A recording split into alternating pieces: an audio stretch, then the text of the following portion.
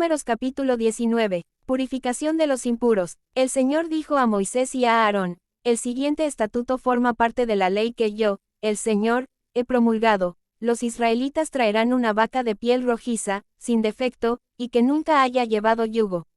La entregarán al sacerdote Eleazar, quien ordenará que la saquen fuera del campamento y que en su presencia la degüellen.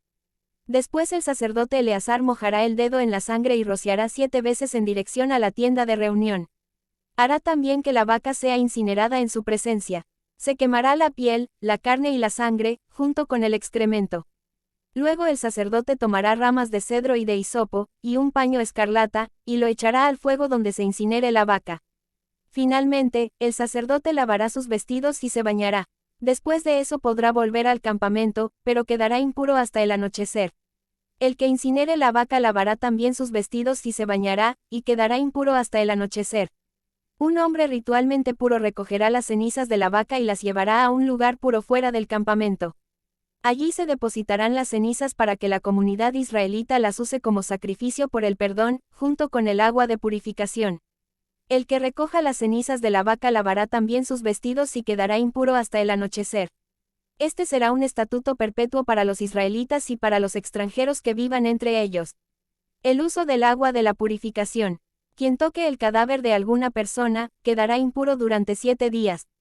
Para purificarse, los días 3º y 7º usará el agua de la purificación y así quedará puro. Pero si no se purifica durante esos días, quedará impuro. Quien toque el cadáver de alguna persona, y no se purifique, contamina el santuario del Señor.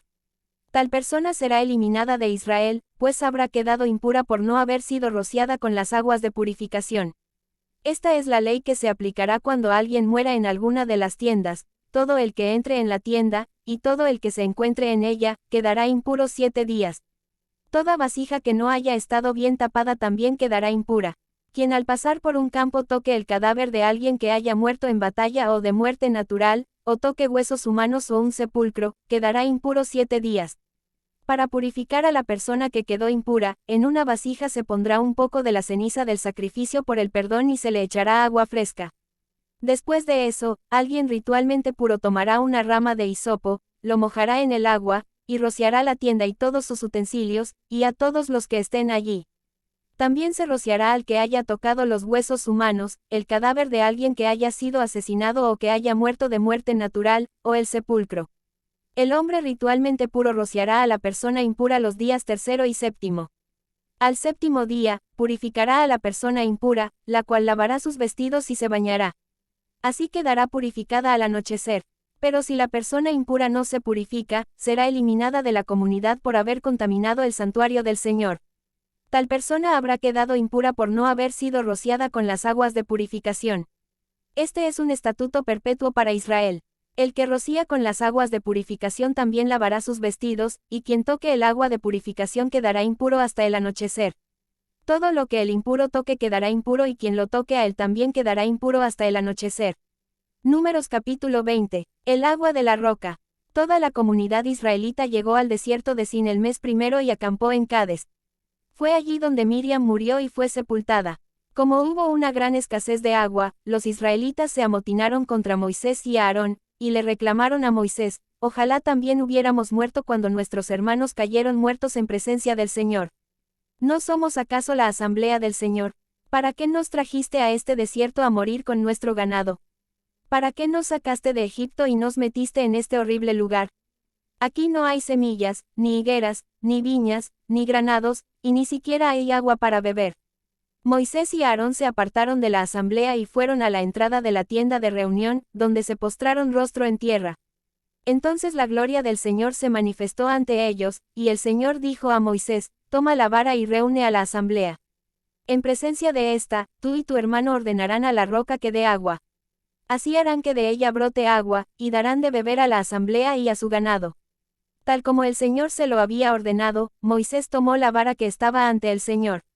Luego Moisés y Aarón reunieron a la asamblea frente a la roca, y Moisés dijo: escuchen, rebeldes.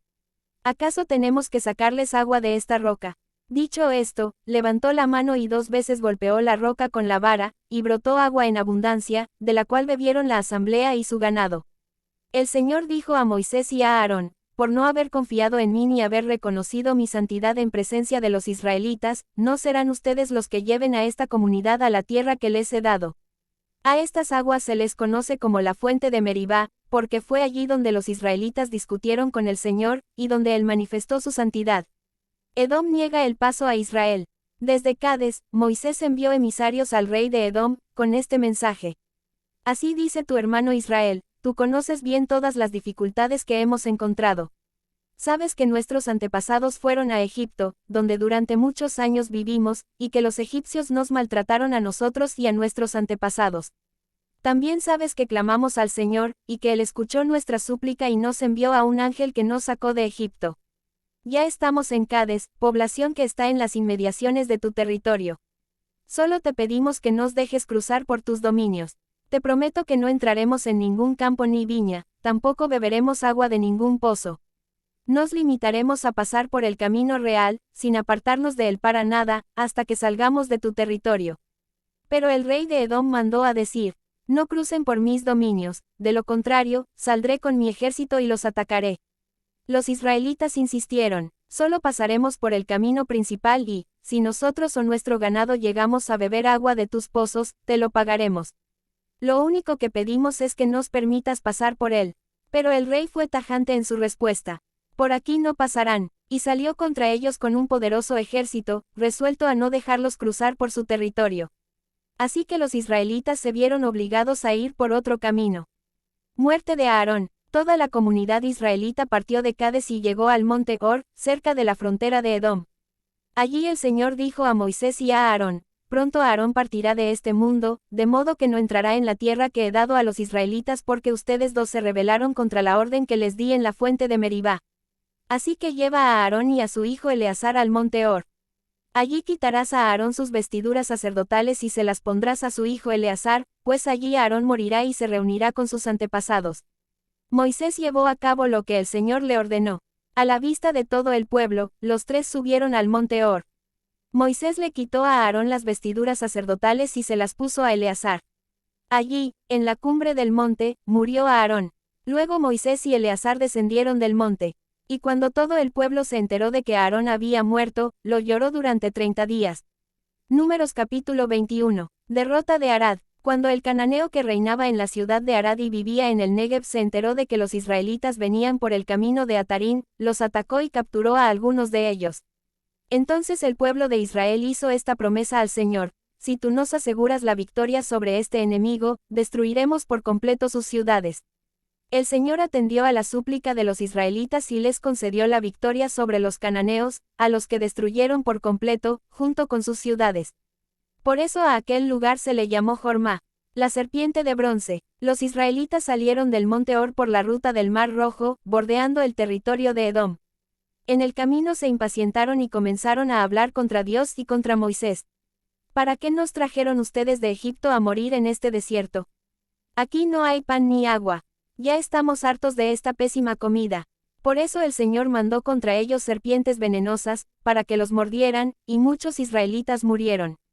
El pueblo se acercó entonces a Moisés y dijo: hemos pecado al hablar contra el Señor y contra ti. Ruégale al Señor que nos quite esas serpientes. Moisés intercedió por el pueblo, y el Señor le dijo: hazte una serpiente y ponla en un asta. Todos los que sean mordidos y la miren, vivirán. Moisés hizo una serpiente de bronce y la puso en un asta. Los que eran mordidos miraban a la serpiente de bronce y vivían. En camino a Moab, los israelitas se pusieron en marcha y acamparon en Obot. De allí partieron y acamparon en Iyea Barín, que está en el desierto, al este de Moab. De allí partieron y acamparon en el valle de Sered. De allí partieron y acamparon al otro lado del río Arnón, que está en el desierto que se extiende desde el territorio de los amorreos. El río Arnón sirve de frontera entre el territorio de los moabitas y el de los amorreos. Por eso puede leerse en el libro de las guerras del Señor. Pasamos por Baeb, en Sufá, por los valles y el Arnón, la ladera de los valles, que se extienden hasta la región de Ar, y la frontera de Moab. De allí continuaron hasta Ver, el pozo donde el Señor dijo a Moisés: reúne al pueblo y les daré agua. En esa ocasión Israel entonó este cántico: que brote agua del pozo. Canten en su honor, pozo que cavaron los príncipes, y que los nobles del pueblo abrieron con sus cetros y bastones de mando. Desde el desierto se dirigieron a Mataná, de Mataná a Nahaliel, de Nahaliel a Bamot, y de Bamot al valle que está en la región de Moab, hasta la cumbre del monte Pisgá, desde donde puede verse el desierto de Jesimón. Victoria sobre Sihón. Israel envió mensajeros a Sihón, rey de los amorreos, con este mensaje. Te pido que nos dejes pasar por tu territorio. Te prometo que no entraremos en ningún campo ni viña, ni beberemos agua de ningún pozo. Nos limitaremos a pasar por el camino real, hasta que salgamos de tu territorio. Pero Sihón no dejó que los israelitas pasaran por su territorio. Más bien, reunió a sus tropas y salió a hacerles frente en el desierto. Cuando llegó a Yaasa, los atacó. Pero los israelitas lo derrotaron y se apoderaron de su territorio, desde el río Arnón hasta el río Jaboc, es decir, hasta la frontera de los amonitas, la cual estaba fortificada. Israel se apoderó de todas las ciudades amorreas y se estableció en ellas, incluso en Hesbón y en todas sus aldeas. Hesbón era la ciudad capital de Sihón, rey de los amorreos, quien había luchado en contra del anterior rey de Moab, conquistando todo su territorio, hasta el río Arnón. Por eso dicen los poetas, vengan a Hesbón, la ciudad de Sihón. Reconstrúyanla, restáurenla, porque de Hesbón ha salido fuego. De la ciudad de Sihón salieron llamas, y consumieron a Ar de Moab, y los que habitan las alturas del Arnón. ¡Ay de ti, Moab! Estás destruido, pueblo de Quemos. Tu Dios convirtió a tus hijos en fugitivos, y a tus hijas en prisioneras de Sihón, rey de los amorreos. Los hemos destruido por completo. Desde Hesbón hasta Dibón, los devastamos hasta Nofa, los destruimos hasta Medeba. Así fue como Israel se estableció en la tierra de los amorreos. Victoria sobre el rey Og de Basán. Moisés también envió a explorar la ciudad de Jazer, y los israelitas se apoderaron de sus aldeas, expulsando a los amorreos que vivían allí. Al volver, tomaron el camino de Basán. Entonces el rey Og, que gobernaba ese país, salió con su ejército para hacerles frente en Edrei. Pero el Señor dijo a Moisés, no le tengas miedo, porque voy a entregar en tus manos a Og con su ejército y su territorio. Harás con él lo mismo que hiciste con Sihón, el rey de los amorreos que vivía en Hesbón. Así fue como los israelitas mataron a Og, a sus hijos y a todo su ejército, hasta no dejar sobreviviente, y se apoderaron de su territorio.